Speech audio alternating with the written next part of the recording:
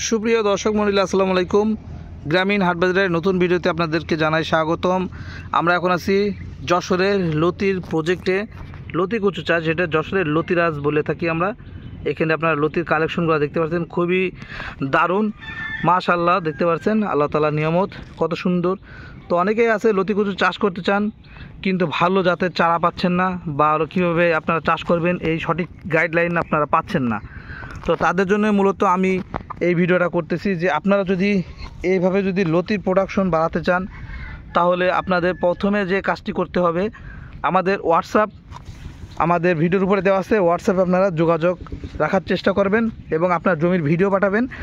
সেই জমির ভিডিও অনুযায়ী আমরা আপনাদেরকে পরামর্শমূলক যে সকল গাইডলাইন আছে সেগুলো দেবো। আপনারা সেভাবে গাইডলাইন মেনে কাজ করবেন, তাহলে আপনি এভাবে লতির প্রোডাকশন অবশ্যই পাবেন। তারপর আমি এই ভিডিও যেহেতু করতেছি, ভিডিওর মাধ্যমে আপনাদেরকে জানাই যে এখানে কি কি ব্যবহার করা হয়। এই যে দেখুন কতগুলা লতি ধরেছে, মাশাআল্লাহ। একটা গাছে কত লতি দেখেন, প্রত্যেকটা গাছের গোড়ায় লতি।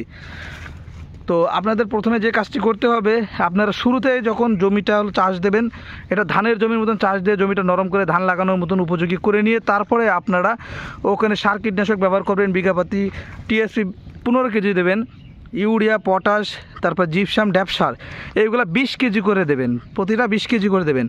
তারপর রুটন দেবেন আপনার 1.5 থেকে 2 কেজি, এবং বোরন দেবেন 1.5 থেকে 2 কেজি, দস্তা দেবেন 2 থেকে 2 কেজি, ফসফেট দেবেন 1.5 থেকে 2 কেজি।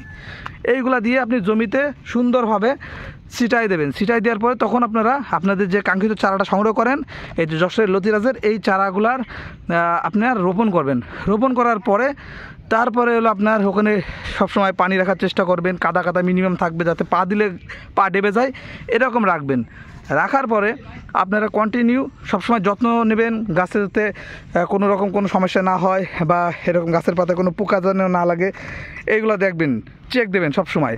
তারপরে দেখবেন যে 2 মাস পর থেকে আপনার লতি আসা শুরু হবে, এবং লতি আসা যখন শুরু হবে তখন লতি ফুটানোর জন্য এই যে লতিগুলো বের হচ্ছে, এই লতিগুলো যাতে ভালোভাবে বের হয় এবং লতিগুলো যেন সুন্দর সতেজ থাকে, গাছ যাতে দ্রুত বড় হয়, তার জন্য 2 মাসের মাথায় আপনি মানে 1 মাস থেকে শুরু করে 2 মাসের ভিতরে প্রথম সপ্তাহে আপনি রুটন এবং ফসফেট এবং সালফার দিবেন। তারপরের সপ্তাহে আপনি দিবেন আবার মনে করেন বোরন, লতি ফুটানোর জন্য বোরনটা ব্যবহার করবেন।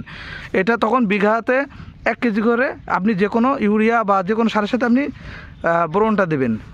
দেওয়ার পরে এভাবে আপনি আবার গ্যাপ দেবেন, কারণ আপনার যদি গাছ যদি সুস্থ থাকে, এরকম সবুজ থাকে, তাহলে আর অন্য কোনো সার দেওয়া প্রয়োজন নাই। এরপরে আপনি প্রতি সপ্তাহে আপনি ঘুরাই ফিরাই সার ব্যবহার করবেন, টিএসপি, ইউরিয়া, পটাশ, ফসফেট, এগুলা কী কী পরিমাণে দিবেন সেটা পরবর্তীতে গাছ আমরা দেখার পরে, গাছ দেখে আপনাদেরকে যে সপ্তাহে যেটা লাগবে সেটা বলে দেব।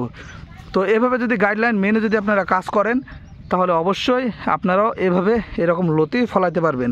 আর গাছের বয়স যখন 3 থেকে 4 মাস হয়ে যাবে, কাঠগুলো উপর দিকে আসা শুরু হয়, তখন কাঠগুলো সুন্দরভাবে এরকম কাদা দিয়ে বেঁধে দেবেন, তাহলে প্রত্যেকটা কাদা ভেদ করে লতি আবার পুনরায় বের হবে। আর অবশ্যই আপনাদের একটা বিষয় মাথায় রাখতে হবে, গাছের পাতা অনেক সময় পুড়ে যায়, এভাবে পুড়ে যাচ্ছে, নষ্ট হয়ে যাচ্ছে, হলুদ হয়ে যাচ্ছে, তারপরে পিছন সাইডে একটা তিলে তিলে ফুটা আছে, মানে তিলে যা পোকা বলে, ঠিক আছে। এরকম যদি কোনো কিছু দেখা দেয়, তাহলে আপনারা কীটনাশক ব্যবহার করবেন, ভার্টিমেগ, ঠিক আছে। তারপরে হলো ক্যানোপি প্লাস আছে। কাদায় যদি হলো আপনার কেঁচো পোকা থাকে, কেঁচো পোকা মারার জন্য আপনারা ব্যবহার করতে পারেন ফুরাডন, ঠিক আছে, দানাদার যেটা, বা ডাস্টবান, ঠিক আছে, এটা ব্যবহার করতে পারেন। তো কীভাবে ব্যবহার করবেন এই বিষয় নিয়ে পরবর্তীতে স্টেপ বাই স্টেপ আমরা ভিডিও দেবো। তো আজকের ভিডিওতে আমরা শুধু যতটুকু পেরেছি আমরা আপনাদেরকে জানানোর চেষ্টা করলাম, যে মূলত বেসিক যে আইডিয়াটা কীভাবে লতি কচু চাষ করতে হয়। তো আপনারা গাইডলাইন মেনে চাষ করবেন, ইনশাল্লাহ আপনারাও এরকম ফলাইতে পারবেন।